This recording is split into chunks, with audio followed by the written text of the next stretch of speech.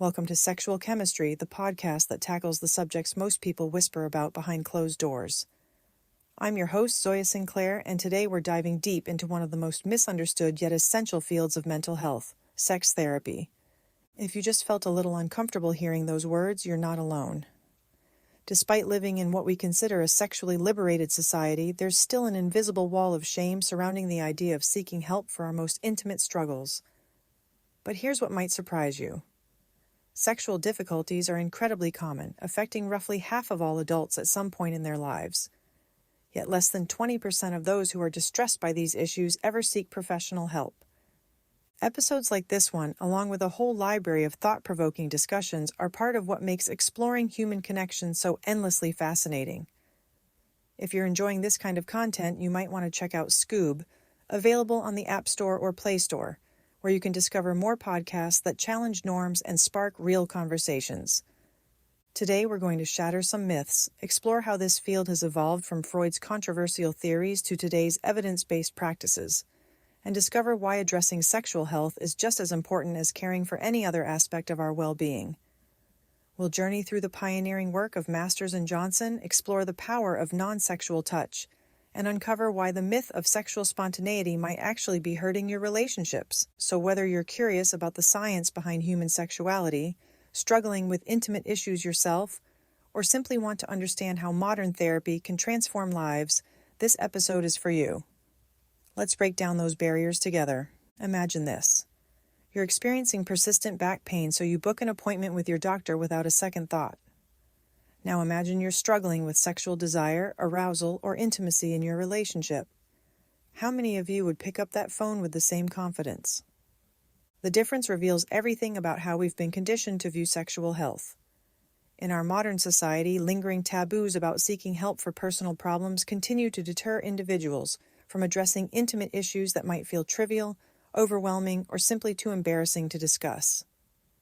But here's the reality check we all need. These issues are far from trivial. Sexual health is inextricably linked to our overall well-being, our relationships, our self-esteem, and our quality of life. Yet we've somehow convinced ourselves that struggling with intimacy is shameful, while struggling with any other bodily function is perfectly acceptable medical territory. The statistics tell a sobering story. Research shows that sexual difficulties are remarkably common across the globe, especially among women. Among various sexual concerns, low sexual desire stands out as the most frequently reported issue, regardless of whether these women are from North America, South America, Europe, Australia, or Asia. A staggering 51% of women report experiencing at least one sexual concern that lasted 3 months or longer over the past year. Despite these overwhelming numbers, the help-seeking behavior tells a different story entirely. Although 10% of women experience distress related to their sexual concerns, less than 20% of those distressed women actually seek professional help or advice. Instead, many turn to the internet rather than consulting qualified professionals. This gap between need and action isn't just about embarrassment, it's about a fundamental misunderstanding of what sexual health represents. We've been taught to view sexual problems as character flaws rather than treatable conditions. We've internalized the myth that good sex should be effortless and natural, so when it isn't, we assume the fault lies within us rather than recognizing that sexual skills, like any other interpersonal skills, can be learned and improved. The good news? The landscape is changing dramatically. Over the last 5 decades, medical and counseling treatments have markedly advanced, addressing physical conditions, resolving past trauma, expanding knowledge, improving communication, altering incorrect attitudes, or mending strained relationships often leads to effective solutions. The number of taboos has significantly reduced, and a plethora of assistance is now available. From self-help resources to specialized therapists, from online support groups to comprehensive medical treatments, help exists for virtually every sexual concern you can imagine. The question isn't whether help is available, it's whether we're brave enough to reach for it. To understand where sex therapy stands today, we need to travel back to the late 19th century to the leather-bound office of one of history's most controversial figures, Sigmund Freud. If someone like our hypothetical patient Joanna had sought treatment during Freud's era, her therapy would likely have been extensive, spanning several years and concentrating on what Freud termed arrested psychosexual development. Freud, widely regarded as the father of psychoanalysis, developed a theory of psychosexual development that would dominate sexual therapy for decades. He proposed that each individual is born with an instinctual libido that matures through 5 distinct stages: oral, anal, phallic, latent, and genital. According to Freud, each stage was characterized by a focus of libidinous drive on particular body locations. If someone became fixated at any stage without progressing to the next, they would experience adverse psychological and sexual consequences.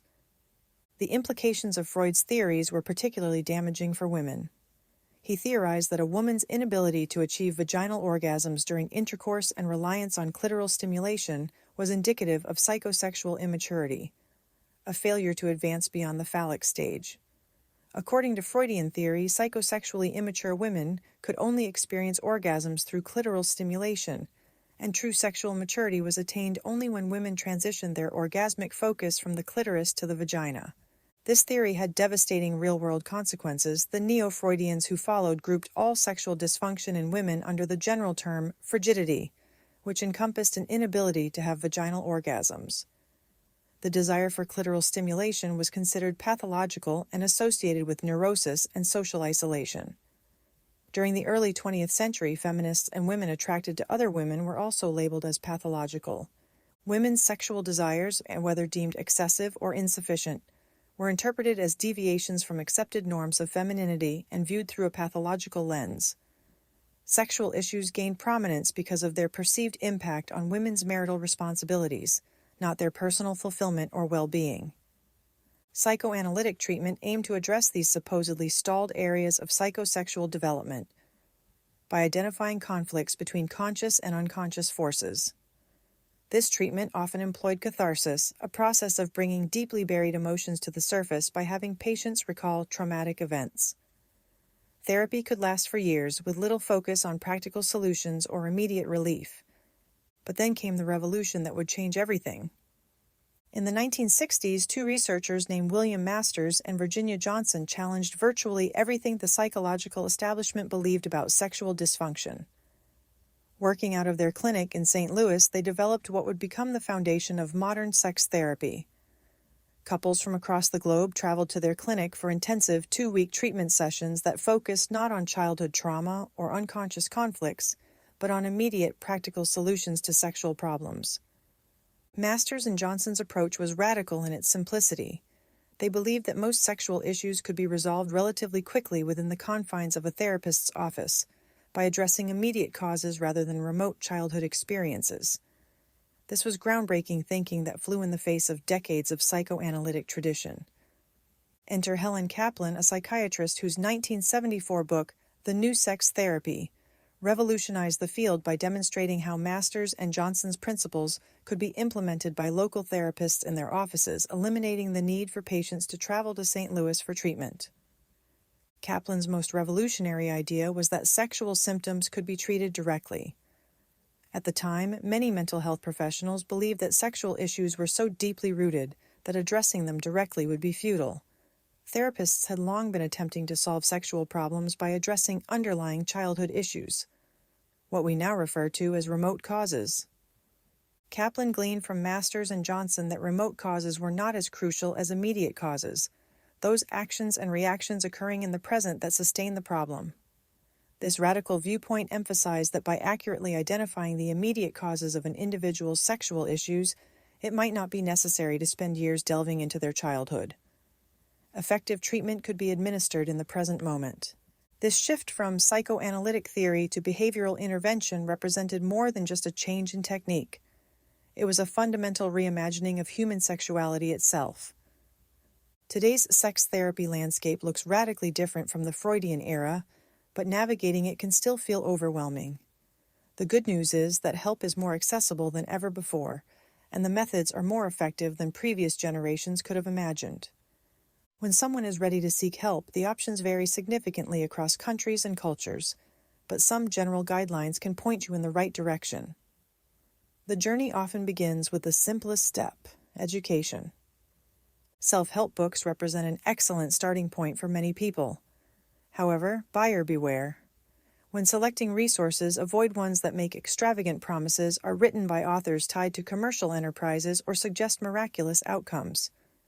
Although textbooks on sexual problems or those authored by academics might be less engaging than popularized versions, they tend to offer more accurate, evidence-based information. For nearly every sexual problem, corresponding national or international organizations exist. The reputable ones provide invaluable resources, detailed information, guidelines, telephone helplines, chat rooms for support groups, networking opportunities, advisory boards that offer personalized responses, lists of qualified practitioners, and sometimes training courses and conferences. Most reputable organizations maintain robust online presences, though caution is warranted when navigating internet resources. Generally, websites affiliated with charitable organizations provide more reliable information than product-selling sites, just as websites for national or group programs tend to be more trustworthy than individual practitioners' promotional materials. Many organizations operate helplines that offer anonymous, immediate advice from well-informed individuals. These services provide short-term emotional support and information, though they're not substitutes for medical diagnoses or extensive counseling. Before calling, prepare a list of symptoms, problems, previous treatments, or actions you've already taken. But perhaps the most crucial step is visiting your general practitioner. This should be your first stop when addressing any sexual problem because the issue may stem from a health condition or be a side effect of medication. Many sexual difficulties now have effective medical solutions that didn't exist even a decade ago. If your clinician is unsupportive or uncomfortable discussing sexual issues, don't hesitate to find another professional. As with all services, it's worth shopping around to find someone who treats sexual health with the same professionalism they'd bring to any other medical concern. Once medical issues are ruled out, or if personal or relationship difficulties appear to be the root of the problem, consider seeing a qualified sex therapist or counselor. Locating suitable therapists varies by location, but national organizations focused on specific issues often provide therapist lists, as might your general practitioner. Here's something crucial to understand. Whether both partners in a couple need to seek help isn't always necessary, though it's often ideal. Assistance provided to one partner can positively influence the other. However, it's both loving and practical for couples to address sexual issues collaboratively, just as they would in their sexual interactions themselves. The contemporary approach to sex therapy is typically brief and structured, focusing specifically on the sexual concern at hand without necessarily delving extensively into a person's past. Unlike the psychoanalytic approach of the early 20th century, where therapy might continue for many years, these modern behavior-based therapies are more targeted and efficient. Take the example of Joanna, whose sex therapy involved approximately 12 sessions over the span of a year. During these sessions, she learned practical skills and techniques that directly addressed her immediate concerns. This represents the modern approach, focused, time-limited, and oriented toward practical solutions rather than endless exploration of childhood experiences. The goal isn't to uncover every psychological nuance of your sexual development. It's to identify what's happening right now that's preventing you from experiencing the sexual satisfaction you desire, and then develop concrete strategies to address those immediate barriers. Let's address one of the most destructive myths in modern sexuality: the belief that good sex must be spontaneous. This deeply entrenched ideal perceives sex as an effortless and instant fit, much like a hand slipping into a pocket or two skins meeting seamlessly. According to this perspective, good sex should be easy, free from tension, and entirely uninhibited. You either inherently share this compatibility with your partner or you don't. In therapeutic practice, both men and women constantly invoke spontaneity as a mantra when describing their idea of thrilling, electrifying, and truly erotic sex. Their conviction in the necessity of spontaneity cannot be overstated. They firmly believe that truly sexy encounters must be unplanned and impulsive. This view holds that sex should emanate from a natural, unprompted, almost artless inclination or impulse. We often describe such moments as being swept away by emotions. Statements like, "I couldn't resist," "I felt such a rush through my veins, it was bigger than both of us, and I was completely taken over," reflect this spontaneous ideal. But here's the problem with this romantic notion. It's largely a myth, and believing in it can actually damage your sexual relationships. This fascination with sudden, overwhelming sexual attraction implies a pronounced impatience with the more deliberate processes of seduction and playful eroticism, which not only require significant time and effort, but also demand full consciousness of our actions. For many people, the very notion of premeditated sex feels suspicious, as if it undermines the belief that sex is governed purely by the forces of magic and chemistry. Adhering to the idea that sex must be spontaneous allows people to avoid owning their sexual desires and expressing them consciously and with intent. In our achievement-oriented society, the intentional act of planning sex appears obvious and crass, often leading to feelings of embarrassment, as if one has been discovered doing something inappropriate. But let's examine those supposedly spontaneous early relationship moments more closely. When patients reminisce nostalgically about the days characterized by instant sexual ignition, it's important to remember that even back then, spontaneity was somewhat of a myth. Those seemingly impromptu moments often required hours, even days of preparation. Think about it. Selecting the perfect outfit, engaging in the right conversations, choosing a suitable restaurant, setting appropriate music. All of these factors combined involve high levels of planning and imaginative effort. These actions were integral to both the build-up and the eventual climax of those encounters. The spontaneity was really just the final moment of a carefully orchestrated seduction that you didn't consciously acknowledge. Here's the therapeutic reality. Couples shouldn't rely on spontaneity in their sexual relationships. While spontaneity might seem appealing, in a long-term relationship, almost everything that just happens already has. At this point, couples need to actively make things happen. Committed sex demands intentionality. The phrase, "I couldn't resist," needs to be transformed into, "I don't want to resist." The assertion, "we just fell into each other's arms," must become, "let me take you in my arms." The statement, "we just click," should evolve into, "can we click tonight?" The goal is to help people view sexuality as a consciously acknowledged and enthusiastically embraced aspect of their lives, one that requires full engagement. The concept of planning becomes a significant hurdle for many couples, as they often associate planning with scheduling, scheduling with work, and work with obligation. Much of the therapeutic process involves dismantling these ingrained beliefs to foster a healthier, more intentional perspective on sexual relationships. When we remove the pressure for sex to be spontaneous, we truly create space for it to be more creative, more satisfying, and more connected to our actual desires rather than random biological impulses. Planning doesn't make sex less romantic. It makes it more likely to happen and happen well. It shows that you value your sexual relationship enough to invest time and thought into it. It demonstrates care for your partner's pleasure and your own. Most importantly, it acknowledges that great sex, like any other worthwhile endeavor, benefits from attention and intention. If you've ever felt like you're the only one struggling with sexual desire, prepare to have your world shifted. The research reveals a startling truth. Low sexual desire stands out as the most frequently reported sexual issue globally, irrespective of geography, culture, or demographics. The British National Survey of Sexual Attitudes and Lifestyles, known as NATSAL, represents one of the largest and most comprehensive sex surveys ever conducted. Administered 3 times between 1990 and 2012, this groundbreaking research interviewed a total of 15,162 men and women about various aspects of their sexual health, behaviors, and beliefs. The results paint a picture that might surprise you.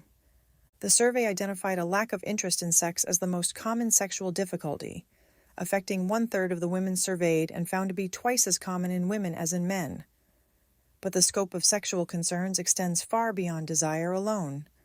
A staggering 51% of women reported experiencing at least one sexual concern that lasted 3 months or longer over the past year.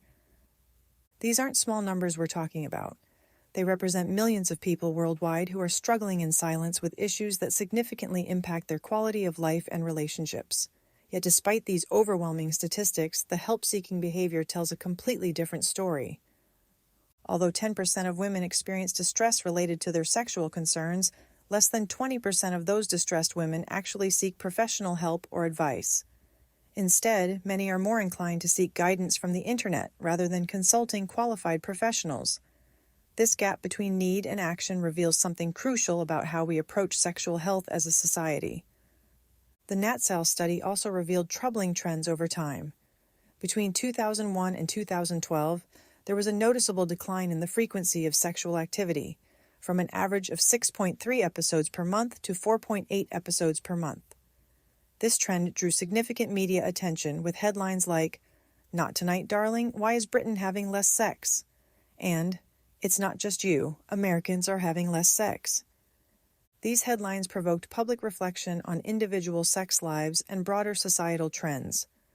What underlying factors in contemporary society are leading to not only a decrease in sexual frequency, but also a diminished interest in sex? Is this merely a passing phase or an enduring trend that will continue into the future? Research has begun to identify some of the contributing factors. A 2008 study conducted in North America found a significant link between depression and low sexual desire. Specifically, women experiencing depression were twice as likely to suffer from distressingly low sexual desire compared to women with normal mood. Studies conducted worldwide consistently identify depression as a major risk factor for low sexual desire. This correlation is so significant that it raises important questions about the interconnected nature of mental and sexual health. Depression can diminish interest in once pleasurable activities, disrupt sleep patterns, affect self-esteem, and create a cascade of physical and emotional symptoms that directly impact sexual functioning. But depression is just one piece of a complex puzzle.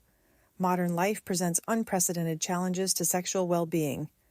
Chronic stress, busy schedules, social media pressures, relationship dynamics, hormonal changes, medications, and countless other factors that can impact desire and arousal. The rise of low sexual desire also raises fascinating questions about gender differences. Why do these issues seem to affect women more than men? Are there cultural factors and societal expectations that contribute to women's sexual difficulties? Research suggests that women's sexuality may be more susceptible to psychological, relational, and social influences than men's sexuality. Women often report that their sexual desire is more contextual and responsive rather than spontaneous. This means that desire may emerge in response to the right circumstances, emotional connection, and physical stimulation, rather than arising spontaneously from biological drive alone. When life circumstances are stressful, relationships are strained, or emotional well-being is compromised. This responsive desire system may shut down as a protective mechanism. Given that not every woman experiences sexual issues or a decline in sexual desire, it raises further questions. Why are some individuals more susceptible to sexual dysfunction than others? What protective factors help some people maintain sexual interest and satisfaction throughout their lives? Research suggests that factors like relationship quality, communication skills, stress management, overall health, body image, sexual knowledge, and past experiences all play roles in sexual well-being. This means that addressing low desire often requires a comprehensive approach that considers multiple aspects of a person's life and relationships. The encouraging news is that low sexual desire is highly treatable. Modern sex therapy offers numerous evidence-based approaches that can help individuals and couples rediscover sexual interest and satisfaction. The key is recognizing that low desire isn't a character flaw or an inevitable part of aging. It's a treatable condition that responds well to appropriate intervention. Imagine being told that the path to better sex involves deliberately avoiding sex altogether. This seemingly paradoxical approach lies at the heart of one of the most effective and enduring techniques in sex therapy, sensate focus. Sensate focus is a therapeutic technique designed to renew physical intimacy between partners by deliberately decoupling it from any specific sexual goals. This method includes a structured series of touching exercises where one partner engages in touch guided purely by curiosity, exploring the body of the other partner in a non-sexual, non-goal-oriented manner. The fundamental aim is not to elicit sexual pleasure or orgasm. Instead, the touching partner is instructed to put aside any preconceived notions or expectations about how the other person might prefer to be touched. They are encouraged to touch as if they were discovering their partner's body for the first time.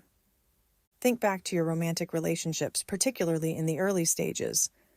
You might recall a period where unstructured exploration and touching were common, often feeling like hours could be spent in this simple, intimate activity. This reminiscent notion captures the essence of what John Mayer described in Your Body is a Wonderland, spending an afternoon discovering each other's bodies with unrestrained curiosity. This spirit of exploration and discovery is at the core of what sensate focus aims to evoke. The recipient of the touch is encouraged to observe and experience the sensations without making any judgments or feeling pressure to respond in any particular way. There's no performance anxiety, no worry about whether you're reacting correctly, no concern about your partner's satisfaction, just pure experience and sensation. An integral part of sensate focus is the strict directive for couples to refrain from sexual activities while engaging in these exercises. This abstention is intended to alleviate concerns about sexual performance and diminish worries about meeting expectations or dealing with potential disappointments commonly associated with goal-oriented sex. Even if one partner becomes aroused during the touching, they are advised to simply notice these sensations without acting on them. They should not engage in sexual intercourse purely due to arousal, although adhering to this can be challenging as it's easier said than done. During Masters and Johnson's seminal work, couples would participate in this technique by retreating to a clinic hotel for several weeks. Here, they would practice sensate focus for hours daily, away from the distractions of everyday life. The results of these programs were overwhelmingly positive, with up to 98% of participants reporting improvements in their sexual functioning afterwards. Nearly all participants in Masters and Johnson's well-structured and intensive behavioral program saw benefits, and most continued to experience satisfying sexual encounters even 5 years later.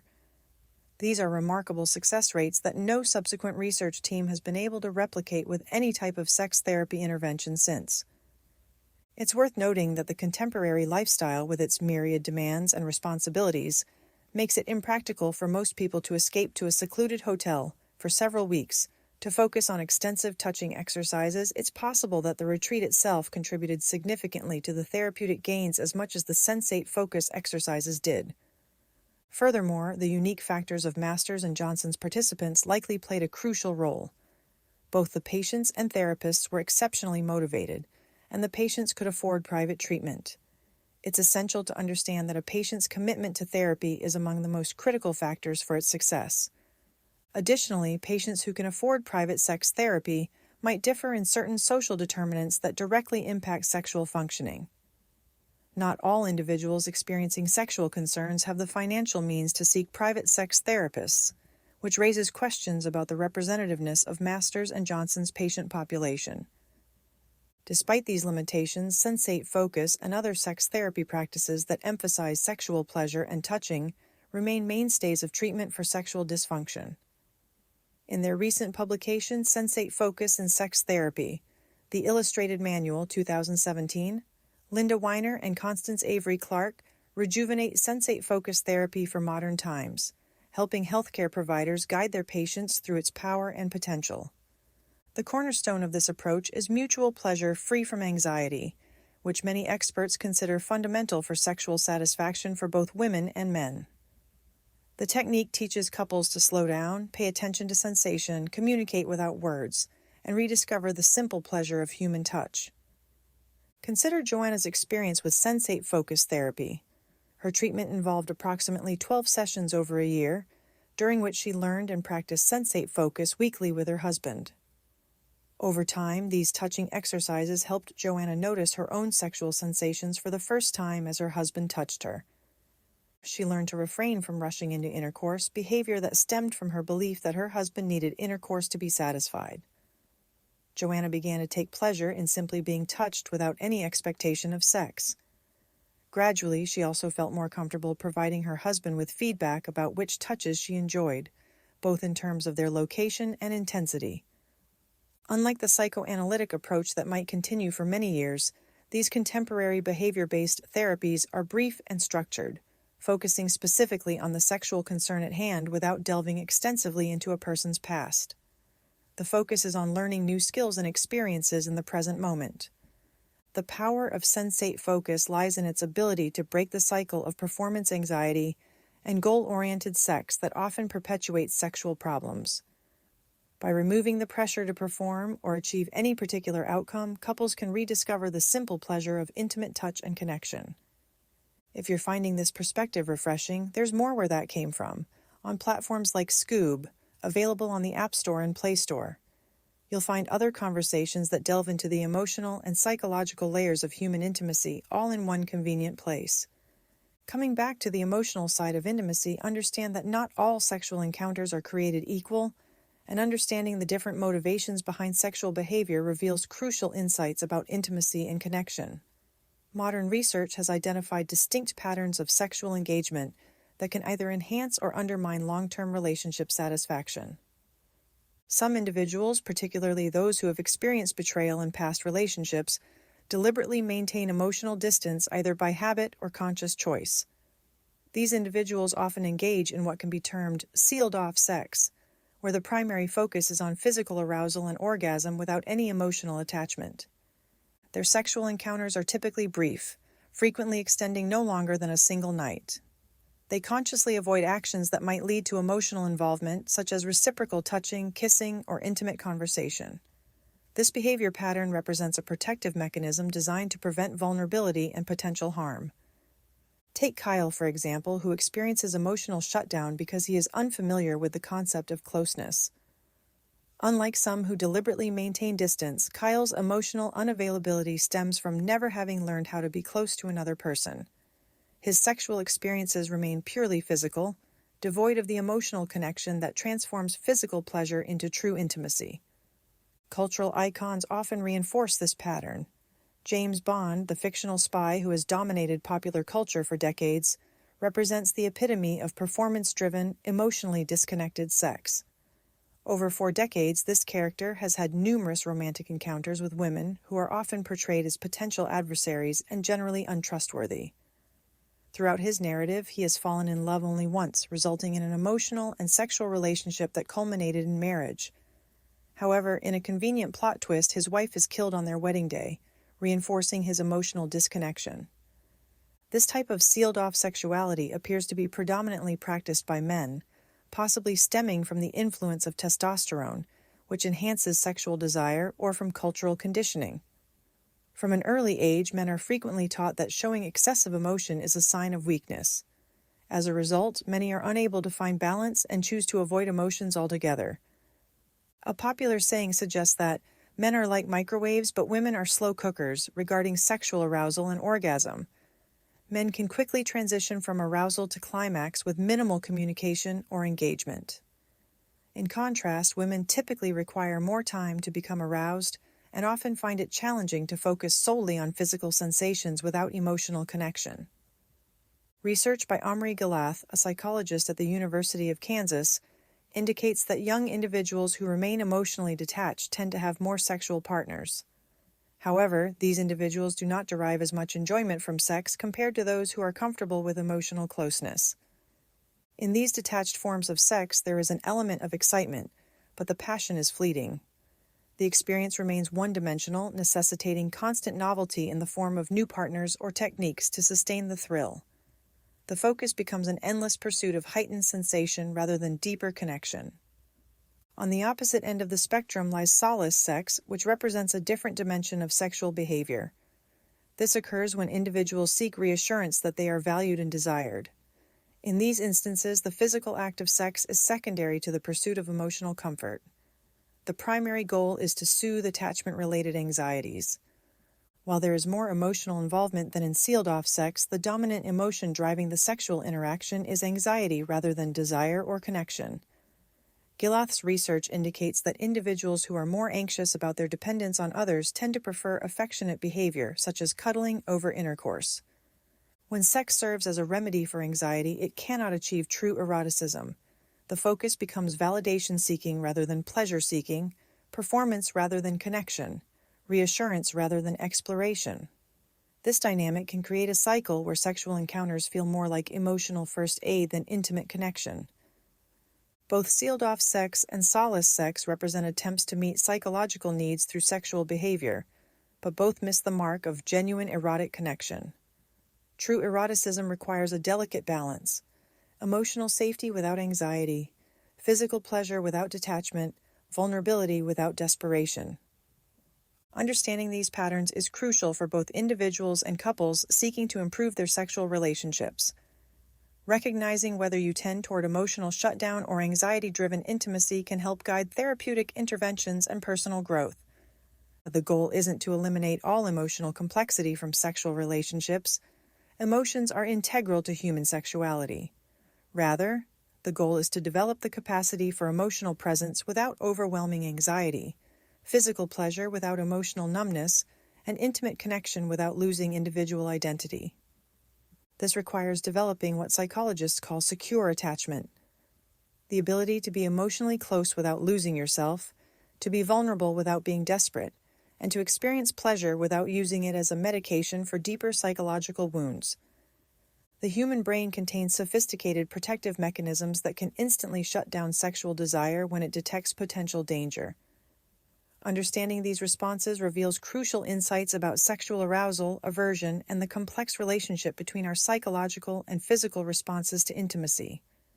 Imagine encountering clear, undeniable signs of a sexually transmitted disease during an intimate encounter. The disgust response that follows isn't just emotional, it's an emergency kill switch in our brains that effectively halts any sexual desire, regardless of how far the activity has progressed. This response makes perfect evolutionary sense. Proceeding with sexual activity after observing signs of genital disease would not have been advantageous for our ancestors' survival or reproduction. As a precautionary measure, our sex drive likely remains inactive for a period following such a traumatic sensory experience.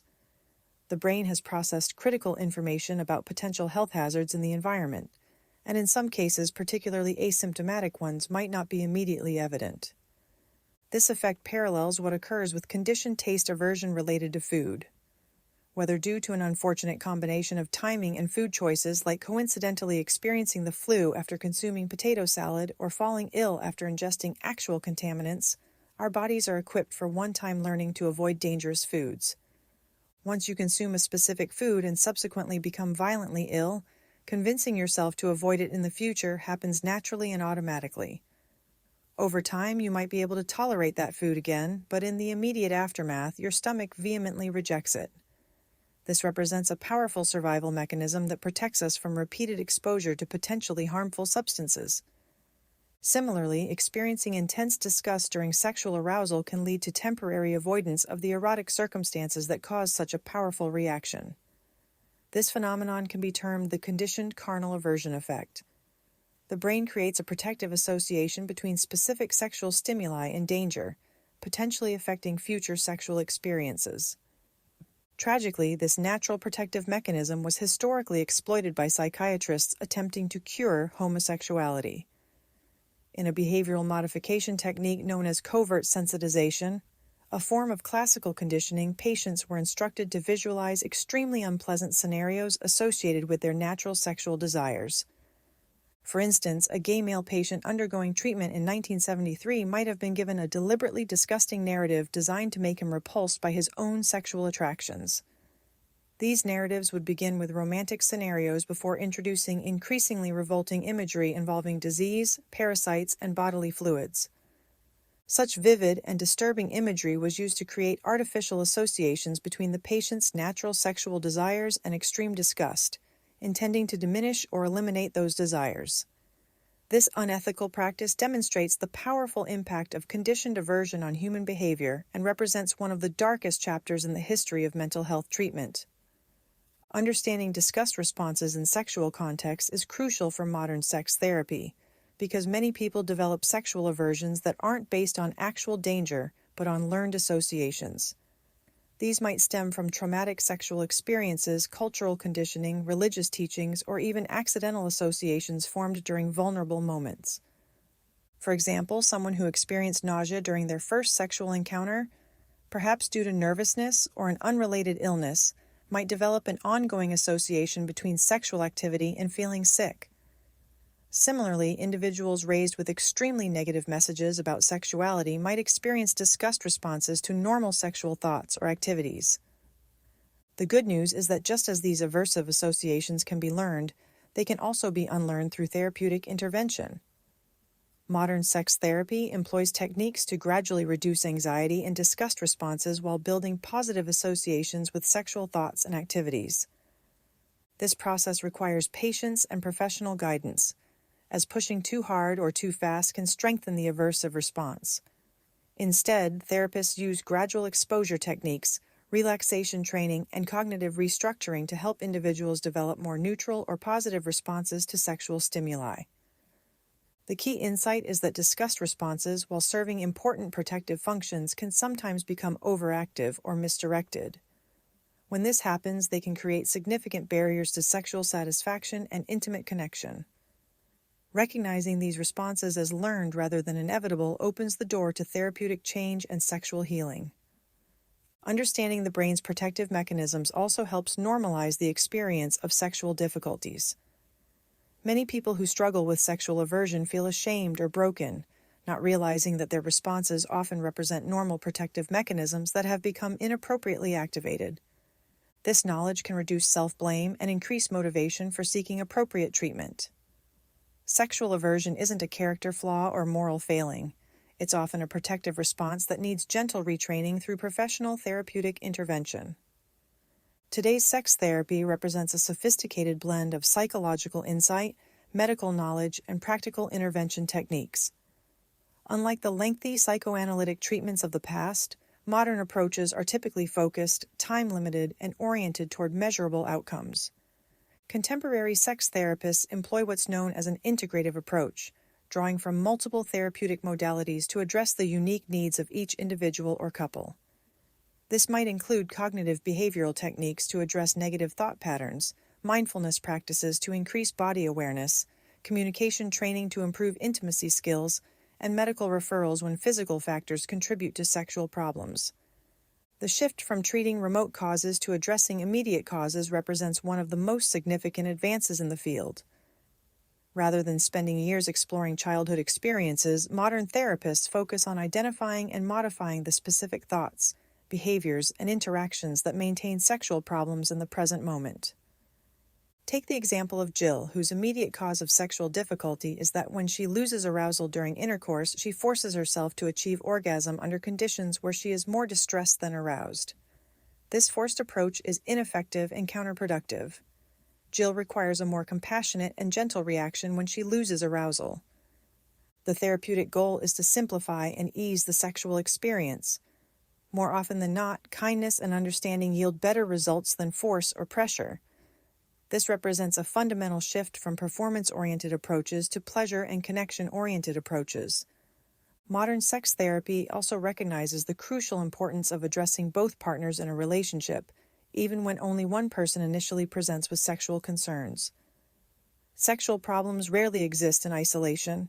They develop and are maintained within the context of relationships, communication patterns, and shared experiences. However, it's not always necessary for both partners to attend therapy sessions. Assistance provided to one partner can positively influence the other, particularly when that person learns new communication skills, reduces performance anxiety, or develops a better understanding of sexual response cycles. The therapeutic process typically involves several key components. First, a comprehensive assessment helps identify contributing factors, including medical conditions, medications, relationship dynamics, stress levels, mental health concerns, and past experiences. This assessment phase ensures that treatment addresses all relevant factors rather than just surface symptoms. Education forms another crucial component of modern sex therapy. Many sexual problems stem from misinformation, unrealistic expectations, or a lack of knowledge about normal sexual response. Providing accurate information about anatomy, physiology, and sexual response can resolve many concerns and reduce anxiety.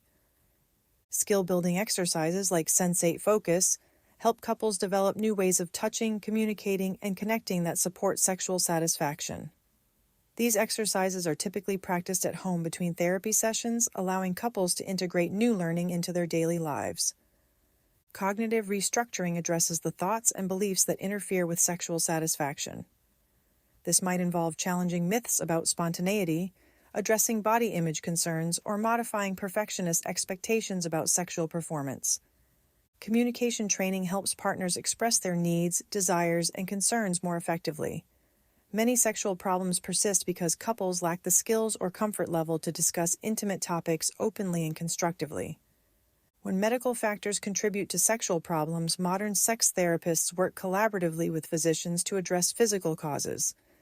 This might involve hormone evaluation, medication adjustments, treatment of underlying health conditions, or medical interventions for specific sexual dysfunctions.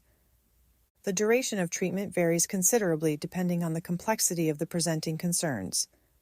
Simple problems with clear contributing factors might resolve in just a few sessions, while more complex situations involving trauma, relationship discord, or multiple contributing factors might require longer-term intervention.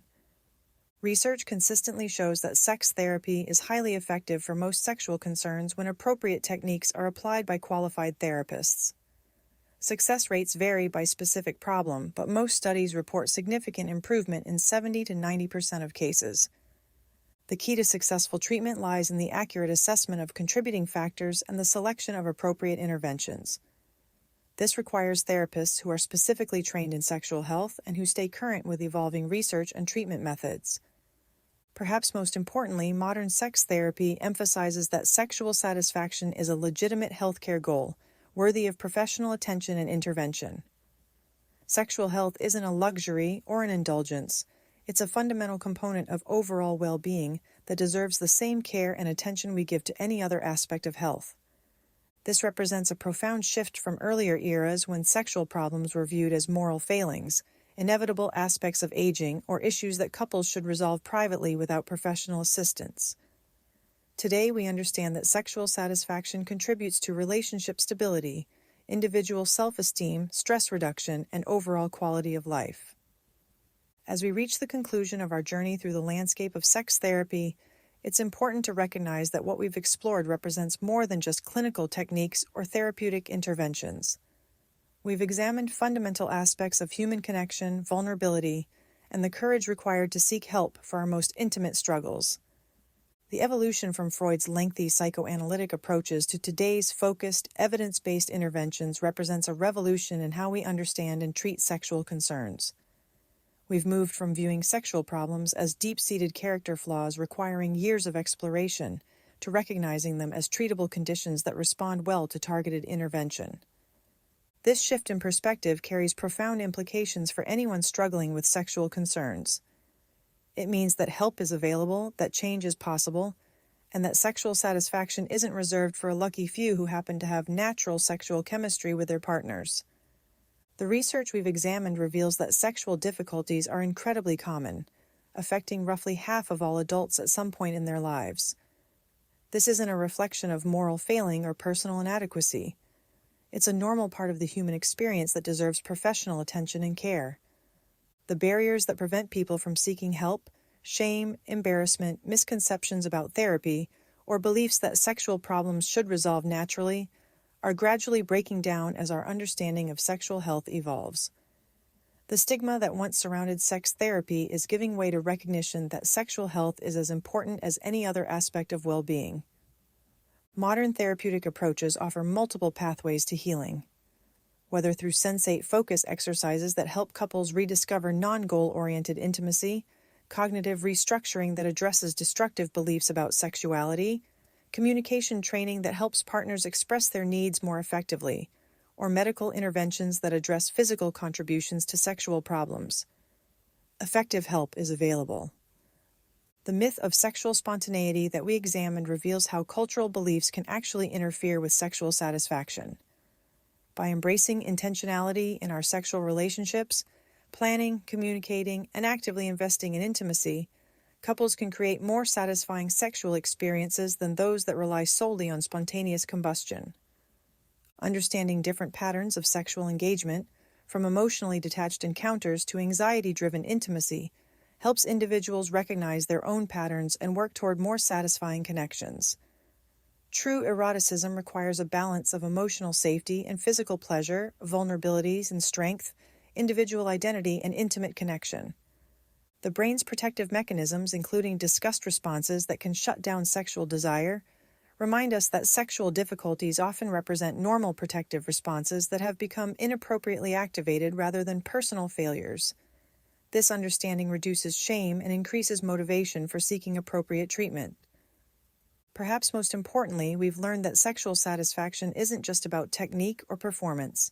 It's about connection, communication, emotional presence, and the willingness to be vulnerable with another person. These skills can be learned, practiced, and improved throughout our lives. For those currently struggling with sexual concerns, the message is clear. You are not alone, you are not broken, and help is available. The first step might be visiting your general practitioner to rule out medical causes, researching reputable resources online, contacting a helpline for initial guidance, or finding a qualified sex therapist in your area. For those in relationships, remember that sexual concerns affect both partners, even when symptoms are experienced by only one person.